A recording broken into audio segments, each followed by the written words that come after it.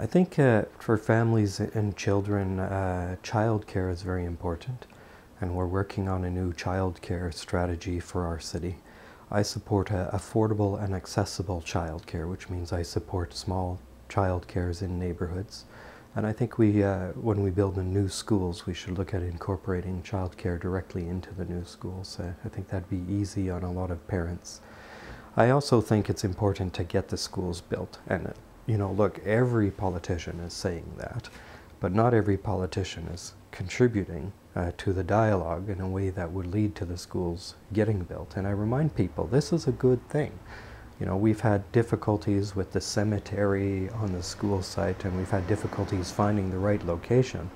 But it's a good thing that our school board has identified the need to build new schools, has secured funding from the provincial government, and we're going to get new schools. So the question is, what will those new schools look like? And I think that it's important that the new schools be fully modern, that they incorporate the choice programs that we offer, hopefully that they incorporate childcare, and but at the end of the day, we need to get those schools built. And there have been 3 occasions already when the provincial government has stopped the process. So we need to do it while the funds are available. That's not just something that somebody invented. There have been 3 occasions in this process already when the provincial government has stopped the process because they were concerned about cost on 2 occasions and because of the cemetery on the 3rd occasion. So we need to begin the process, and we also need to be able to move kids out of some schools while there's construction going on. So we need to begin that process because it's going to take a long time to build a new middle school, to build a new high school, to replace John Robson's school. And but we need to remember when we're having these debates in the community that this is a good thing, and that a childhood doesn't last very long.